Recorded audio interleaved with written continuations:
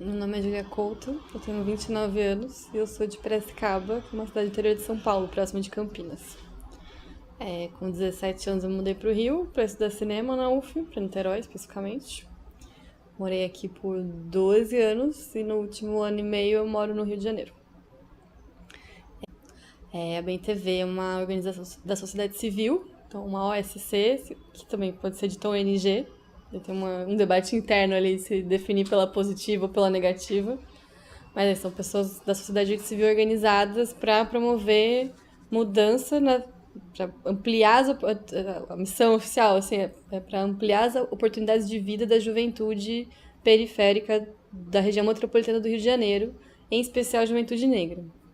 Eu conheci a BNTV em 2019 por uma vaga que eles divulgaram para um assistente de pesquisa que faria parte desse projeto chamado Mapa do Audiovisual de Niterói.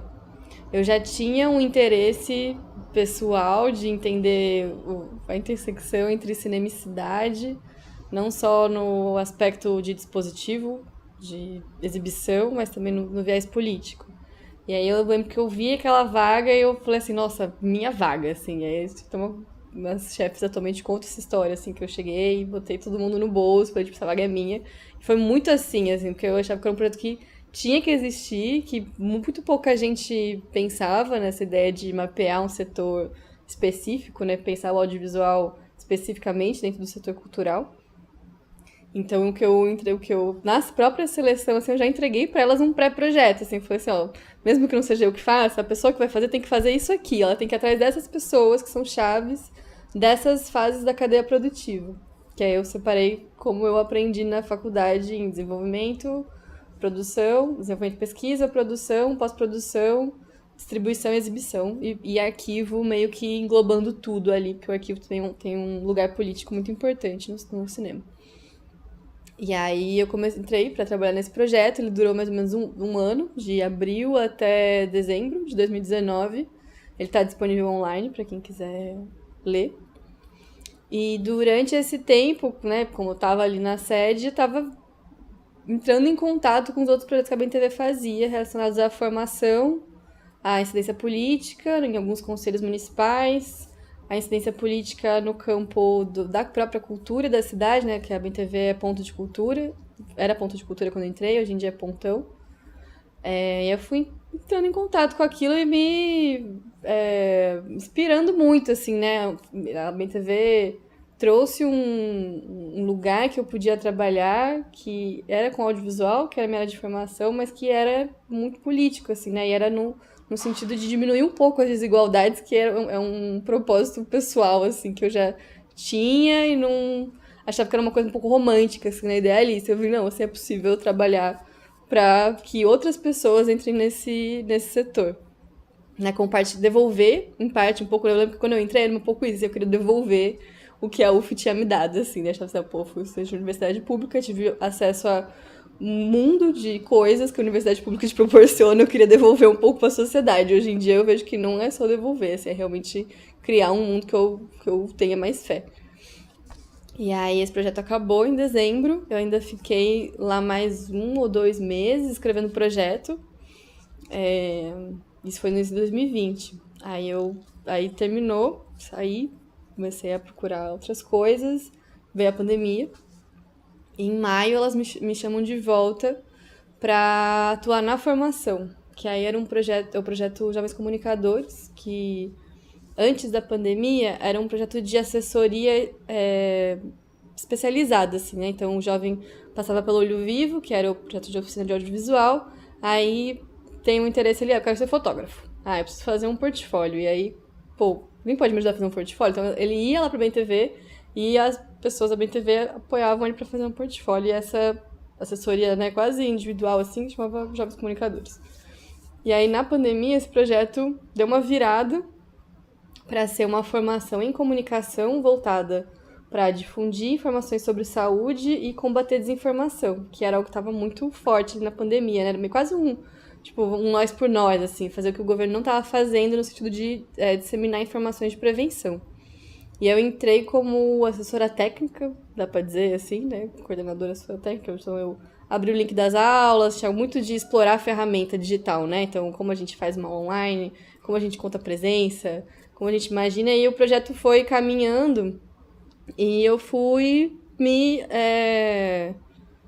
apropriando dele também, assim, né? Como são muitos projetos da BNTV, a gente vai o projeto vai fazendo parte, né, do nosso dia a dia, a gente vai dando um direcionamento para ele também, né? O projeto ele pega o caminho das pessoas que estão fazendo parte dele. E aí eu fiquei nesse projeto até final de 2020, aí foram turmas sucessivas, né?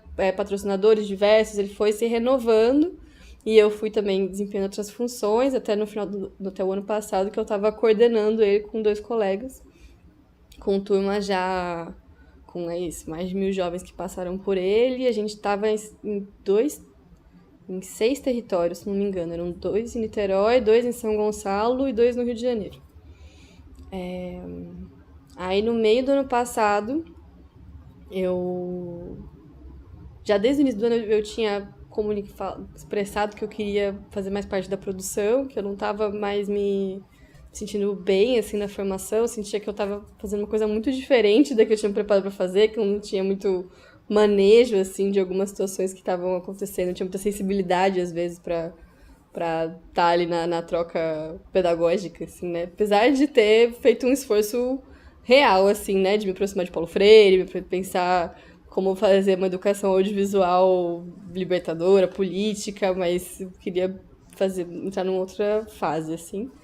E aí eu fui pegando projetos de produção, fui me envolvendo com essa BNTV tem dividida em o organograma de trabalho, ele se divide em área programática, né, os programas que ela oferece para a sociedade, e área institucional. Dentro da programática tem formação e produção. Então, eu estava na formação, queria para a produção, comecei a me aproximar dos projetos de produção, e aí no início desse ano eu assumi a coordenação dessa área de produção, que aí tem uma produção que é interna, que é para os próprios projetos, quanto prestação de contas, de que eles existiram, oferecer serviços audiovisuais para parceiros daqui da região, então parceiros de ponto de cultura, e oferecer serviços. Tem uma produtora social dentro da OSC, que a gente está desenvolvendo agora, está fazendo uma consultoria para pensar o que seria, né, uma empresa de audiovisual com viés social. Que como a BTV é uma associação sem fins lucrativos, tem essa coisa do recurso que entra a ser investido na própria organização. Então, estou pensando o apelo que isso tem, né, dentro do mercado audiovisual, também pensando nessas questões. Então, atualmente, esse é o que eu faço. Eu coordeno os projetos de produção, seja interno, seja externo, que vem de clientes que contratam a gente para fazer captação, produzir vídeo, cobertura de eventos, lives, etc. E a verba que mantém aonde? Advém de onde? De vários recursos. É isso, tem recursos privados, né? Recurso de serviço, de produção, tem patrocínio via incentivo público, de isenção fiscal e patrocínio direto também. Graduada em cinema pela UF, foi uma mudança na minha vida bem de súbito, assim, porque eu entrei no meio do ano pelo SISU, no ano em que o SISU ainda estava sendo implementado, então era assim, 5 vagas de 50. E eu me inscrevi meio que assim, quase brincando, assim, tipo assim, vou botar aqui. E aí eu passei, assim, meio reclassificada, na 4ª, 5ª chamada, numa coisa assim. Eu vi na sexta-feira, que eu tinha recebido o e-mail na quinta, que eu tinha que estar lá na sexta. Tinha que estar aqui na sexta. E aí eu liguei e falei, gente, impossível, não tem um helicóptero, enfim. Acabou que tudo deu certo. E foi uma mudança muito forte, assim. Eu não imaginava o que seria o curso de cinema pra mim. Eu tinha um interesse quase ali de produção cultural. Eu nem sabia que produção cultural existia enquanto curso, mas eu tinha esse interesse de me formar nessa coisa de fazer com que a arte e a cultura acontecessem. Em Piracicaba eu senti uma certa não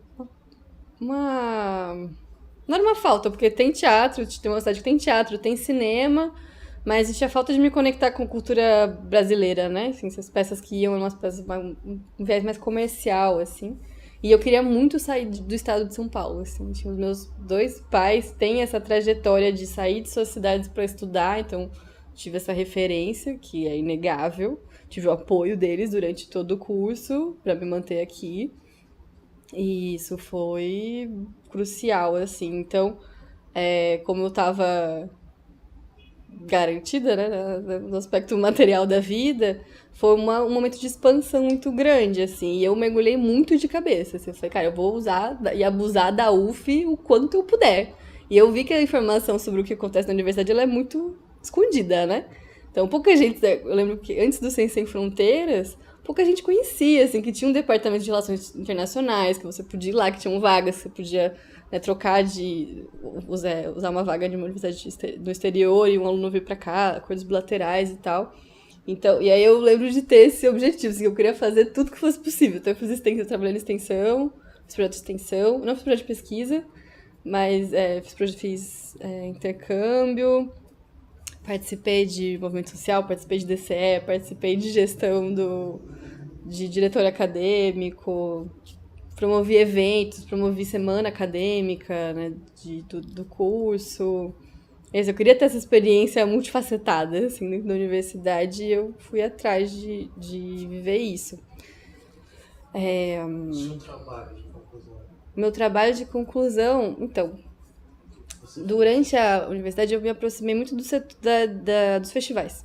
Tanto indo em festivais, quanto produzindo.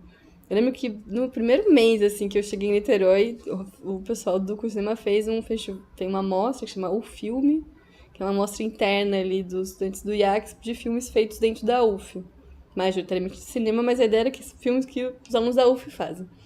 E aí eu vi essa sessão, acho que inclusive eu falo disso no TCC, na introdução, e eu achei incrível, assim, que era ali na praia do IACS. E achei muito legal essa ideia de um filme tá acontecendo e as pessoas estão passando nessa coisa do filme no espaço público. Lembro que isso mexeu comigo, assim, falei, eu achei muito interessante. Entrei pra organização da UFilme, e aí indo pra festivais, fazendo a semana acadêmica, eu fui me aproximando dessa área, mais ou menos do meio do curso, bem comecei a trabalhar no festival universitário, mas isso a gente vai falar daqui a pouquinho, enfim. E aí começou a me interessar essa sobreposição, assim, de telas sobre a cidade. E aí pensar a projeção a céu aberto, então, como algo que me chegava a curiosidade para fazer um TCC. Aí eu comecei com a Eliane, que foi minha orientadora, e aí ela me sugeriu fazer mais ou menos 2 caminhos, assim, um que fosse pelo cinema e outro que fosse pelas artes visuais. Pensar, tipo, o cinema que sai da sala e a obra audiovisual, de arte visual que sai da galeria. No caso, você vai pra galeria, enfim. Aí eu faço mais ou menos esses 2 caminhos, assim, e penso o que tá em disputa. Ali também é isso, eu já tinha essa aproximação do aspecto político da cidade estar disputada, né? Que um espaço público não tá nunca, um espaço público não é abandonado à toa, o que uma ocupação pode provocar. Até tinha também não quero falar um ranço pessoal, mas eu tinha um certo... Não levava muito a sério aquela sobriedade da sala de cinema, assim, sabe? Tipo, é um lugar que você tem que ficar quieto, não pode comer, filme, Deus, a obra, respeite a obra. Então eu gostava um pouco daquela a sessão na rua, ela soltava um pouco disso, as pessoas conversam, sai, volta, tá conversando, vê uma cena, comenta, dá risada, né? Essa coisa que eu acho que hoje em dia a gente tá um pouco mais habituado, né? Que a tela invade o nosso dia a dia, assim, mas eu queria pensar isso no cinema, assim, a tela grande, a própria dimensão da tela também me interessava, né? Se fosse uma tela num prédio, uma tela muito grande, assim, uma tela que nunca caberia dentro de uma sala. Tiradentes com certeza é uma referência estética pra mim, né? Porque tem um cinema na praça, eu fui várias vezes. E aí pesquisei algumas sessões que aconteceram na cidade, fiquei particularmente curiosa de uma do Napoleão, que meu professor contou que rolou no Caio Martins. E aí esse foi meu trabalho. Certo. Você não falou muito sobre o mapeamento que vocês fizeram da BTV, Certo. né? Eu acho que isso é bem interessante. Então, o mapeamento ele foi quase uma continuidade, assim, né? Então, eu tinha já esse interesse de pensar a cidade, as telas. Também, eu me formei em 2018. Em janeiro de 2018. Foi o primeiro ano que teve o edital do audiovisual de Niterói. E também o ano que o Bolsonaro foi eleito. Já dando indícios de que a política cultural não era tão importante assim para ele. Então, a Ancine, por exemplo, ela vinha de um trabalho de fortalecer arranjos produtivos regionais, arranjos regionais, tinha uma linha do fundo setorial que era específica para isso, que foi a que financiou parte do primeiro edital do audiovisual de Niterói. Então eu tinha esse interesse de pensar o cinema dentro de uma cidade, e em especial uma cidade que não fosse capital. Porque o cinema, o setor audiovisual é uma coisa para o Rio de Janeiro e é outra coisa para Niterói. Não tem comparação, assim, de mercado. E aí, quando a BemTV lançou essa chamada, era um projeto de pesquisa bem resumido, assim. Eles não era muito enrijecido. Então, eles estavam bem abertos ao que se podia propor. E aí, o que eu propus foi pensar a cadeia produtiva, mapear os expoentes de cada área dessa cadeia produtiva dentro da cidade. Então, quem está desenvolvendo, quem são os roteiristas, quem são os produtores que estão pensando no projeto, quem está produzindo e quem são os fornecedores de quem está produzindo, quais são os laboratórios de finalização, quais são as estratégias de distribuição, quais são as salas de cinema que exibem, quais são os arquivos e, meio que englobando os arquivos e as instituições de ensino, que estão fomentando, né, formando profissionais para a princípio, todas essas áreas ou áreas específicas. Aí eu criei 4 formulários de mapeamento, um para pessoas físicas, um para profissionais, um para pessoas jurídicas, empresas, um para instituições de ensino e um para... esqueci, mas tinha mais um. Calma, deixa eu lembrar.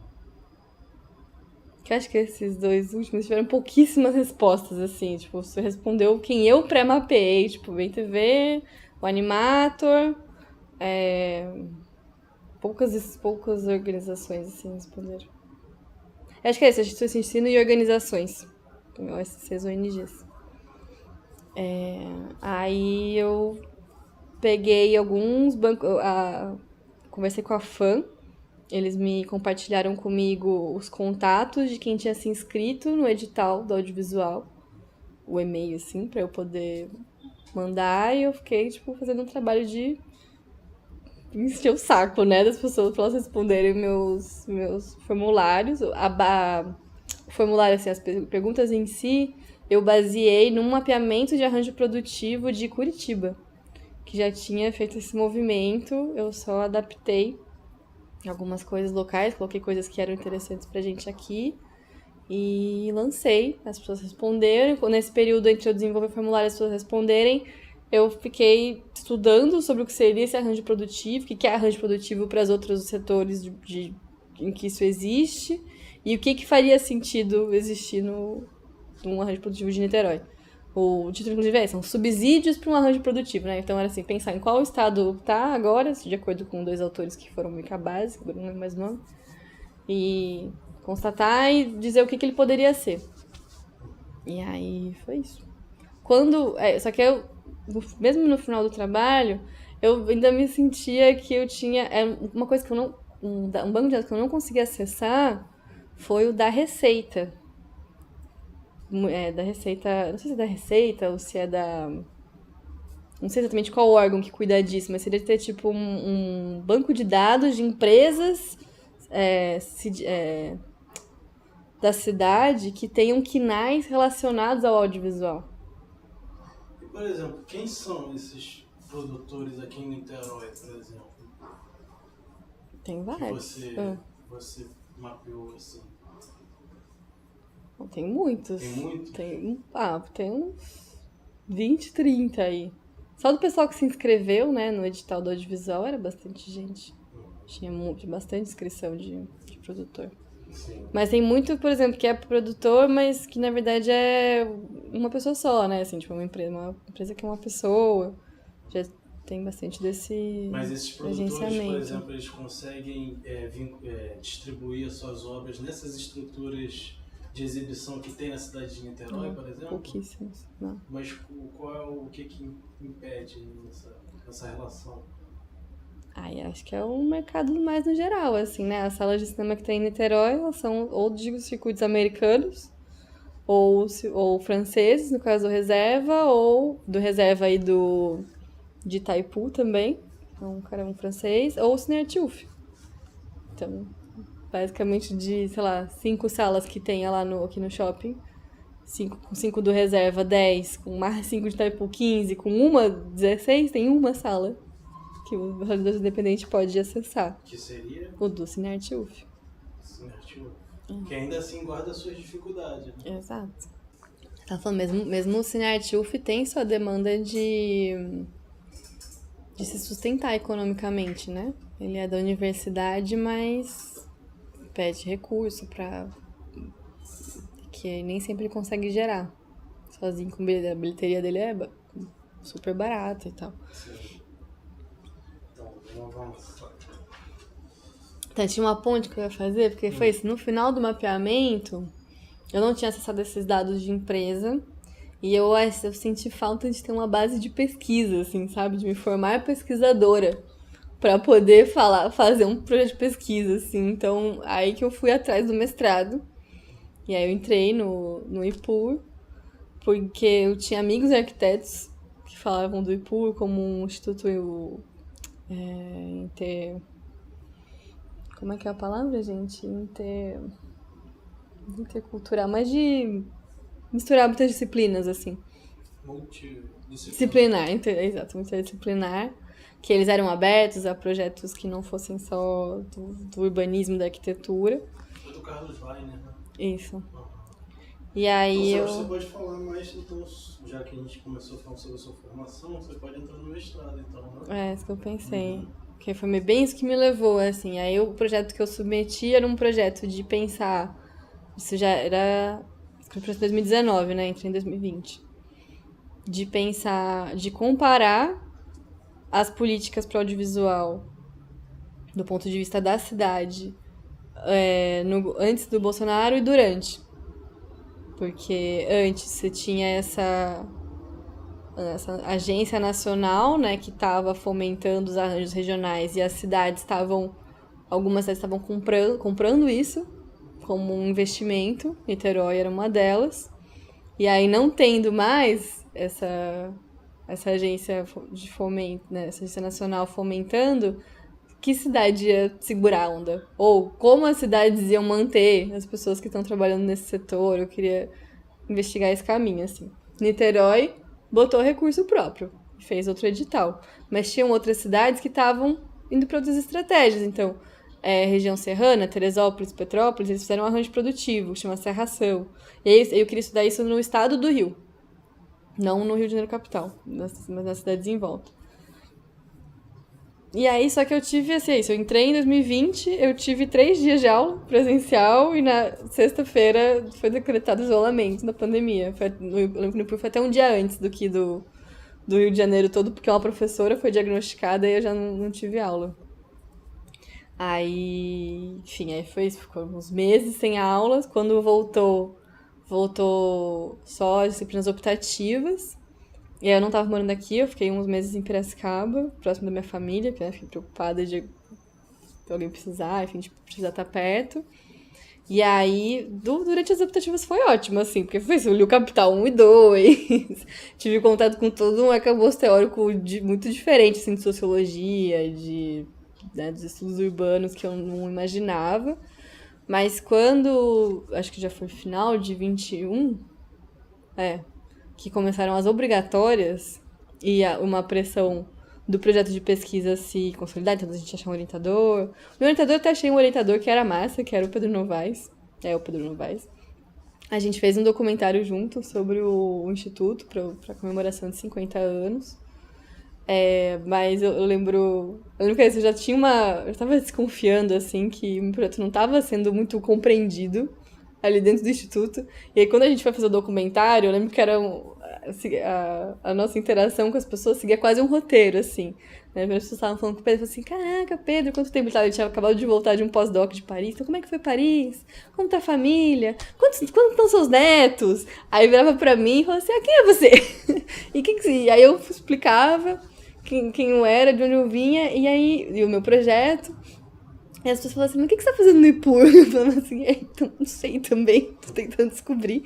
Eu lembro que eu ouvi isso umas 4, 5 vezes, assim, eu fiquei, cara, realmente, assim, não tem nada a ver, assim, eu estar aqui. Assim, o audiovisual não é uma questão para os estudos urbanos, assim. Se fosse a cultura, né, o setor cultural, pode até ser, mas o audiovisual separado da cultura não tem essa ideia, assim, acho que não...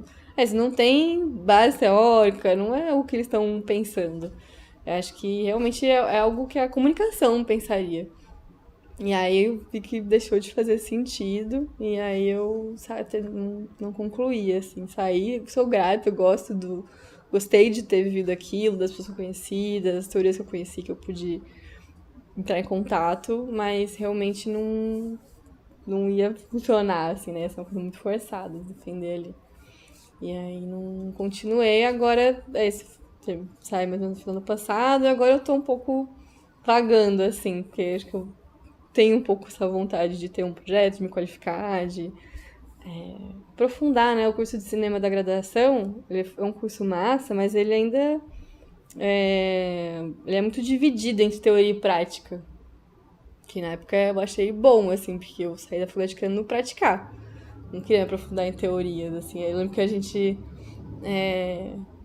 ficava irritado, assim, no início do curso, que são os primeiros 3 períodos que são totalmente teóricos, assim. E a gente queria fazer filme, né? Você tá com uma energia ali de criativa e tal. Eu falava assim, ficar vendo filmes, só do cinema, fazer meu filme. Mas eu já quero fazer filme agora, né? Então, enfim, entendo que é a limitação que uma graduação pode fazer. Na época foi bom, mas eu sinto falta um pouco de estar conectada com outros campos mais tradicionais. Então, da própria comunicação, das artes, da filosofia, da sociologia, que a gente passei muito superficialmente, assim, durante o curso. E aí eu tô na busca agora de um outro caminho. Eu vou falar do Festival Universitário primeiro porque foi o que me levou pro Festival do Rio, na verdade.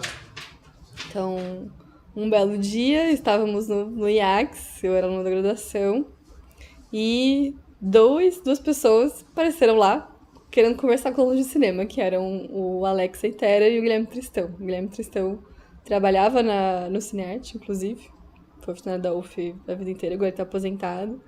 E eles dois eram parte do núcleo fundador do FBCU, que é o Festival Brasileiro de Cinema Universitário.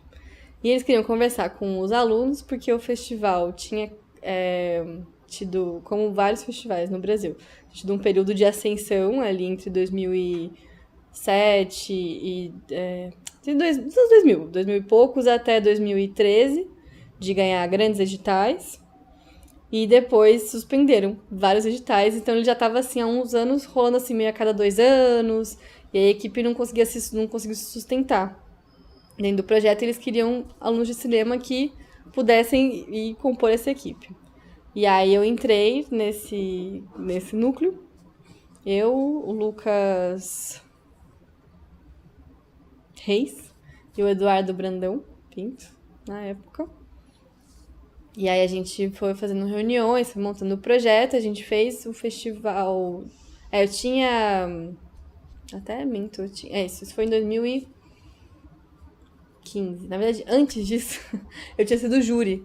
O Eduardo Brandão tinha sido júri na edição de 2014. Ele me indicou para ser júri estudantil em 2015. E o Alex e o Guilherme foram falar com a gente em 2016, mais ou menos. Então, foi isso. Eu já tinha vivido o festival, já tinha gostado. Me juntei a esse grupo. Em 2017, a gente consegue fazer uma edição. Que eu trabalhei como produtora de oficinas. Em 2019 a gente consegue fazer outra edição que eu trabalhei como receptivo. Mas assim, eu trabalhei especificamente, mas eu tive muito contato, porque era uma equipe muito pequena, uma equipe de 4, 5 pessoas. Então, tive contato, assim, né, com as áreas. Em 2018...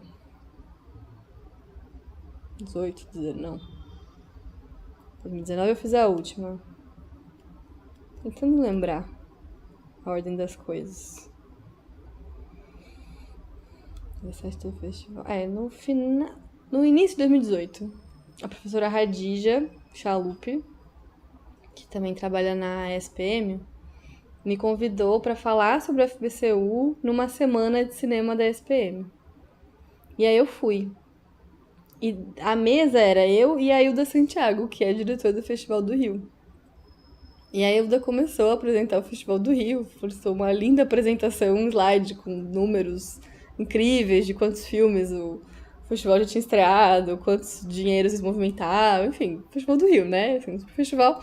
E eu ali do lado levei um teaser dos últimos filmes que passaram da edição anterior, de 2017, do festival. E contei a história do festival, assim, como tinha surgido, como ele estava continuando naquele momento. E aí, Hilda gostou ali da apresentação, me perguntou se eu queria trabalhar no Festival do Rio. E aí, o primeiro ano que eu trabalhei lá foi em 2018. Primeiro eu fiz parte da comissão, chama Comissão de Visionamento, né? Com uma pré-seleção dos curtas. E aí eu entrei, em 2018 eu trabalhei como assistente da coordenação internacional. Aí o Guilherme Tristão, inclusive, também trabalha no festival, também trabalhava no Festival do Rio, acho que trabalha até hoje, mas ele estava em outra área, na área de programação, de decidir qual filme vai para qual sala. E o que eu entrei fazendo, eu trazia os HDs internacionais para o Brasil. A gente ainda não tinha uma estrutura de internet que dava conta de baixar um DCP, então tinha que vir pelo HD, tem umas questões difíceis dele dar alfândega, de passar, né, às vezes tem produtora, principalmente filmes independentes estrangeiros, que o mesmo HD viaja o mundo todo, assim. Então você vai entrando em contato com as alfândegas do mundo. E aí meu trabalho era esse. Aí eu trabalho lá até hoje, assim, nessa comissão de visionamento. Fiquei 18, 19, 20, 21 nos curtas. E ano passado fiz longas também. E aí, mas lá na produção, aí eu fui e voltei. Assim, eu trabalhei na de 2018 de assistente. 2019 eu não trabalhei, porque eu já estava na Bem TV. E também fiz o festival universitário, eu não consegui conciliar. 2020 eu voltei, aí 2020 não teve, por causa da pandemia. A edição de 2020, na verdade, foi 2021, que aí eu fui quase eu e Hilda, praticamente, e a equipe dos cinemas, que trabalhou. E aí, em 2021, fui coordenadora da coordenação internacional. E em 2022 não trabalhei também, porque eu não consegui conciliar. Então é meio que assim, vou e volto no festival. E é isso, como eu já trabalhei em várias áreas, você vai entendendo ele melhor, né? Como ele se estrutura, como ele se mantém, como as pessoas se mantêm. Eu sempre achava isso um mistério, assim, ainda mais trabalhando no festival universitário, como que o festival se sustentava com uma equipe que muda quase inteira, assim, a cada ano. É claro que as pessoas que trabalham lá têm experiências com outros festivais, mas não com aquele, né? E aí eu fui conseguindo entender isso, como isso era possível, assim, porque existe um núcleo duro que mantém o festival, e aí ele vai mudando, mas já tem um modo de fazer ali bem estabelecido. Da importância social do festival, eu acho que o mais importante é a formação de público.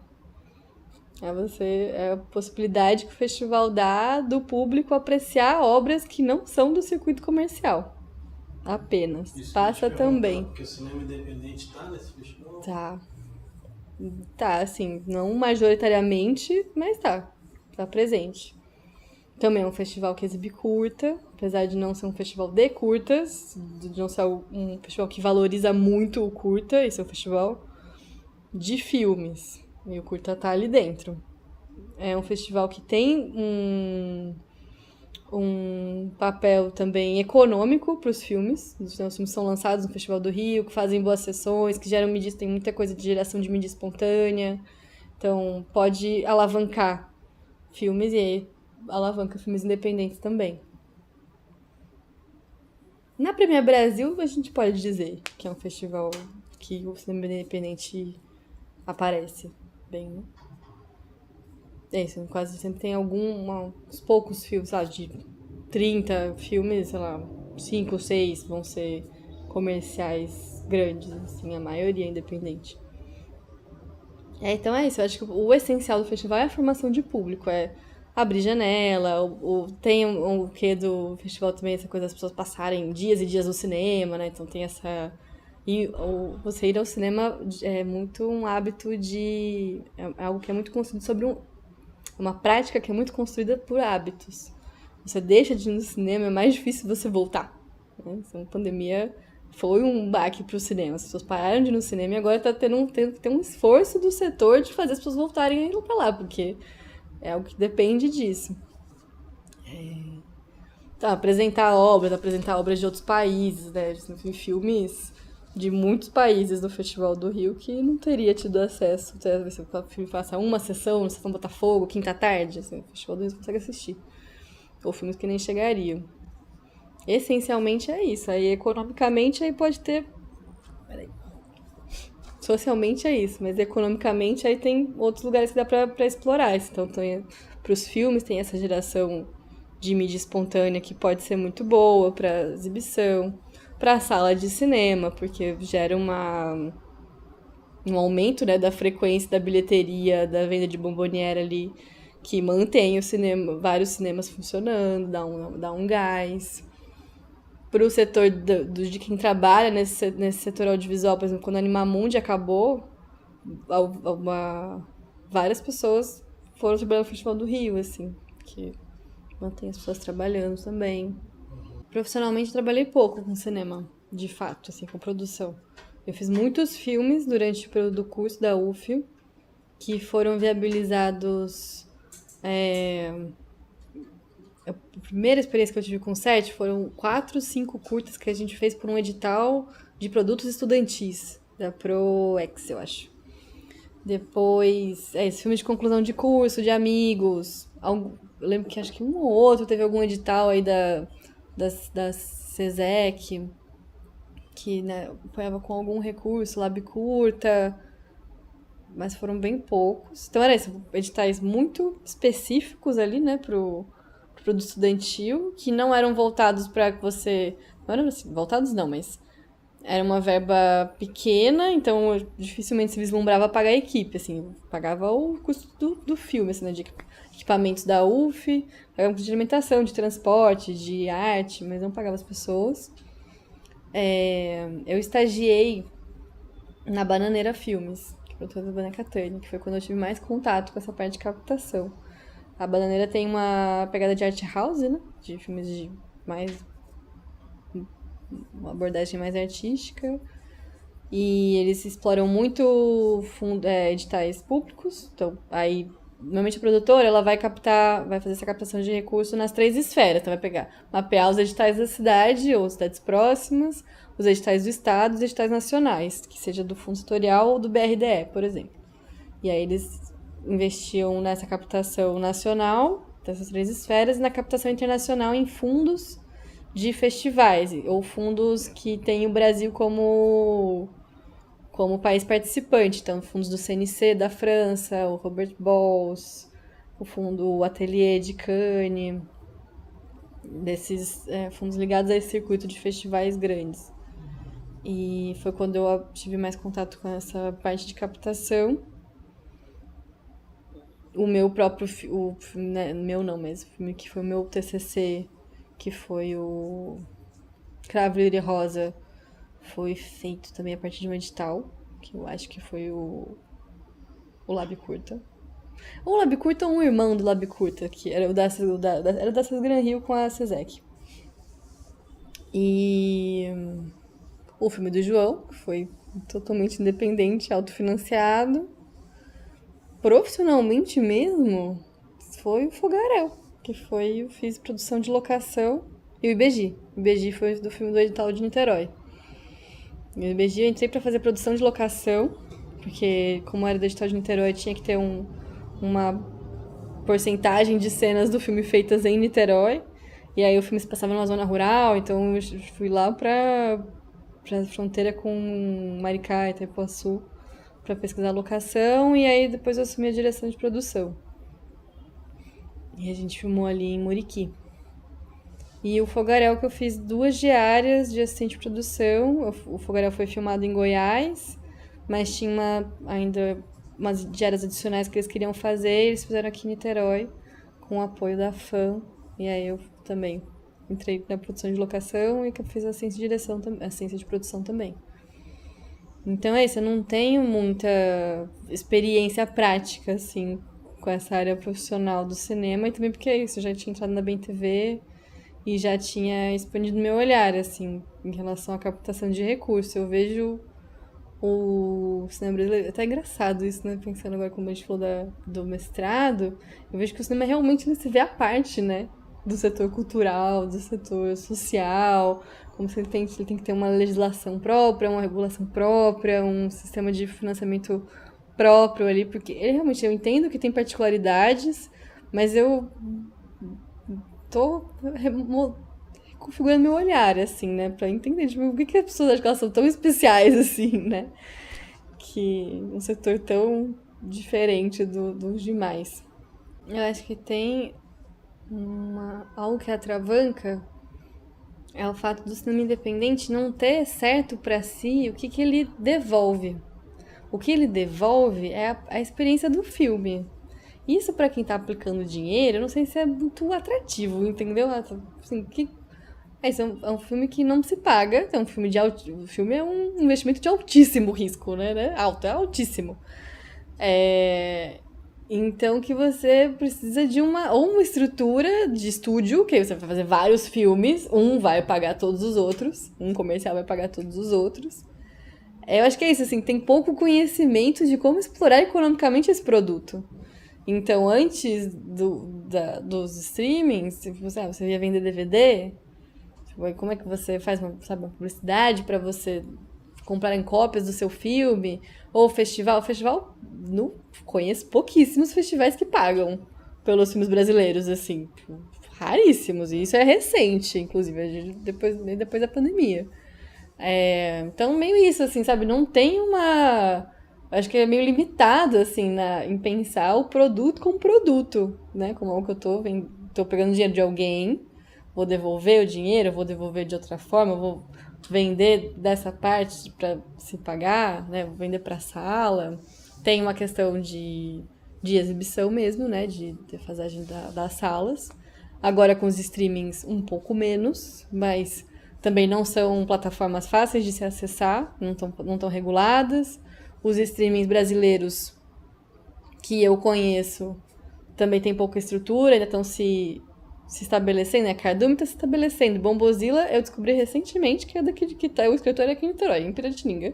E que as pessoas são voluntárias. Eu fiquei assim, nossa, uma plataforma que eu achava que era grande, assim.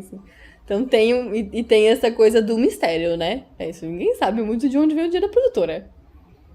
Tem muita gente muito rica nesse setor, então tem um pouco disso, sabe? Acho que é difícil pra quem trabalha entender como... Isso pra mim sempre foi uma super questão, né? Eu queria entender de onde vinha o dinheiro.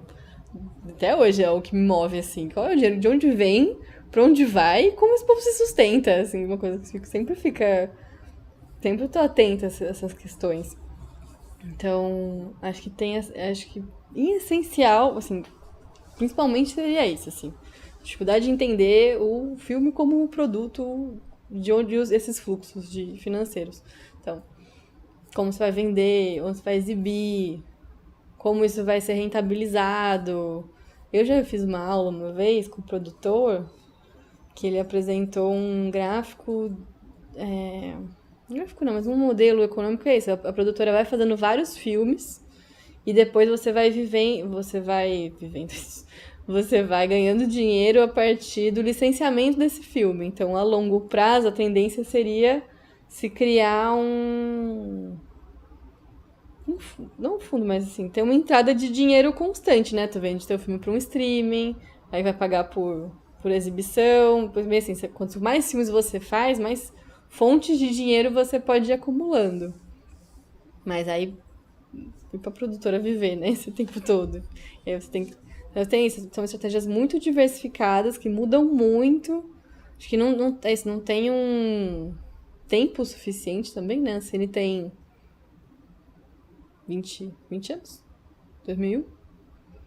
22 anos, aí com 4 anos meio parada com o governo Bolsonaro.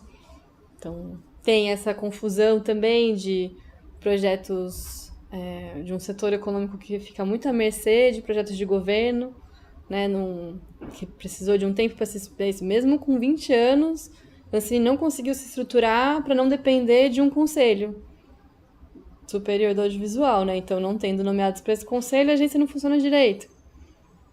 Então, tem alguns entraves que também são políticos, né? São da estruturação da agência reguladora.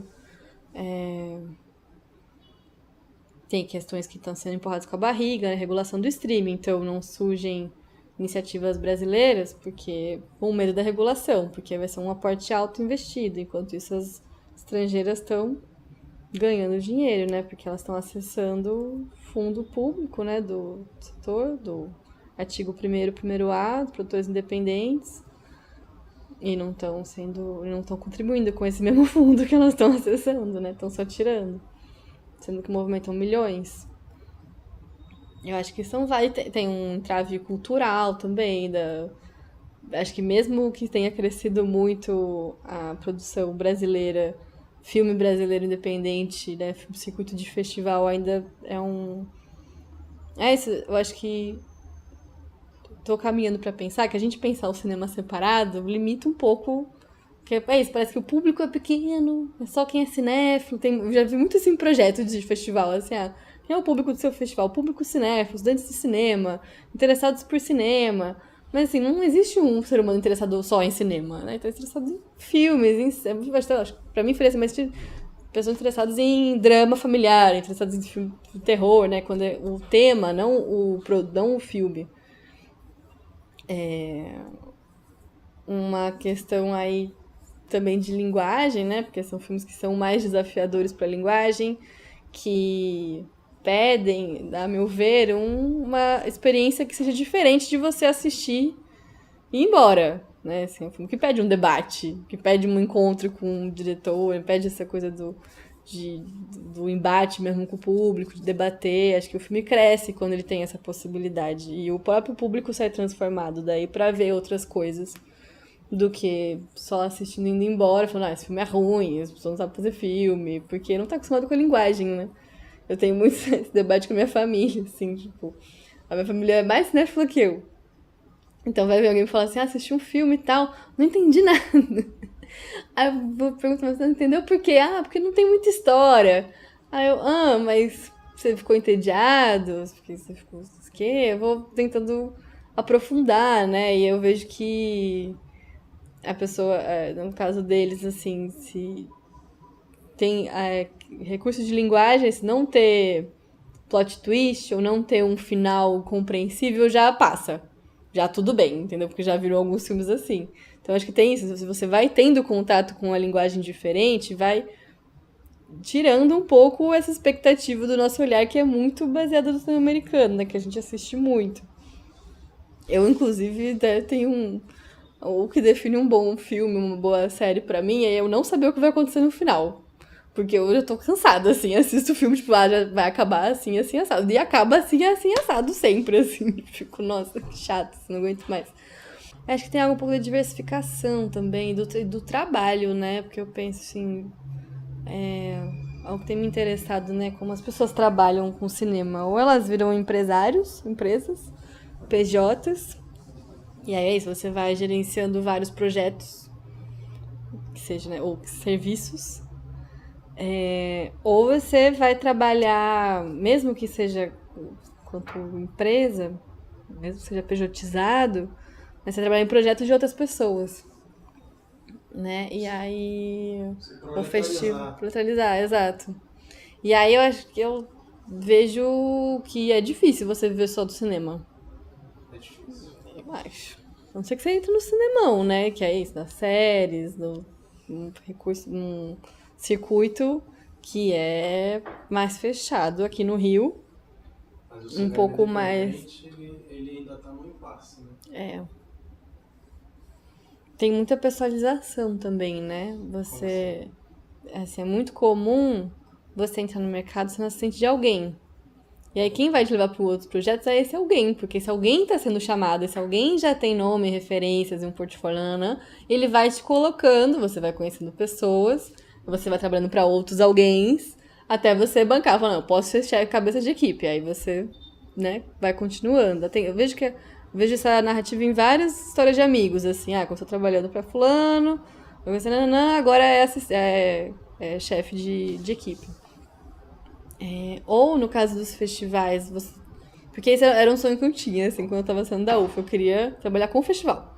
Então o meu sonho era assim, eu vou viver 6 meses no Rio, trabalhar no Festival do Rio. Depois eu vou pra Vitória, trabalhar no Festival de Vitória. Depois eu vou pra Minas Gerais, trabalhar no Festival de Belo Horizonte. Então eu queria ter essa vida, assim, de trabalhando em festivais e conhecendo esses circuitos. E isso, assim, foi uma linda parede que eu bati minha cara, porque é um circuito super fechado. E o circuito do festival, ele não é diferente do cinemão. O próprio Festival do Rio, ele é feito por 2 organizações. Uma é a CIMA, que é a Associação Sem Fins Lucrativos, e o outro é a Total Filmes. Aí que faz o Rio Market, mas faz também uma parte ali de produção de sala, que é muito parecida com o set de cinema, assim, né? Em termos de horário, intensidade. E a galera que trabalha nesse setor é a galera que trabalha nos filmes da Total. Uma coisa muito parecida. Então, também são corporativismos, né? Também. Na Mostra de São Paulo, por exemplo, é a Zéfiro Filmes. Faz filmes e faz a Mostra de São Paulo. Que no fórum eu não sei como funciona. Dos outros, eu faço parte de um grupo que é o Fórum dos Festivais, que tem os diretores dos principais festivais do Brasil. E é pequeno, assim, eu vejo que é um núcleo duro pequeno de, sei lá, 3 a 5 pessoas que mantém a produção, a produtora, né? Que mantenha o projeto acontecendo e captando. Aí capta, contrata umas pessoas, o festival acaba, vai todo mundo embora. Mas tem ainda essas pessoas que moram ali, que moram na cidade ou que estão envolvidas com o projeto, que são chamadas ano a ano. Então, pouco varia essa equipe de uma edição para outra. Pro cinema também é assim. Né? Pro cinema independente, eu acho que tem caminhos, por exemplo. Acho que tem pessoas no Brasil que fizeram, tipo, Tatiana Leite. Mas ela conseguiu se validar, consegue se manter fazendo muita coprodução. Então, ela acessa os fundos do Brasil, acessa os fundos de fora do Brasil, tem muitos parceiros internacionais, viaja muito, assim, o trampo é um trampo real, assim, né? Porque ela não é uma pessoa super rica nem nada assim. O que ela tem vem do trabalho dela. Mas é isso, ela acessou outros circuitos para poder manter a produção dela acontecendo. Acho que é uma pessoa massa de entrevistar também. Acho que ela não tá no Brasil, só você vai ter que fazer online. Mas que é bacana também. É isso, eu não tenho uma referência no cinema que eu pense assim, essa pessoa fez o cinema independente. O Cavi, talvez. Mas é isso, o Cavi também é tido pra todos os lados, né? Uma pessoa super diversificada em termos de produção. Produz muita coisa, revende, né? Pega um filme, vira uma série, vira outra coisa, faz peça. Tem a loja de estação. Ele é um empreendedor. Assim. Ele é uma referência boa.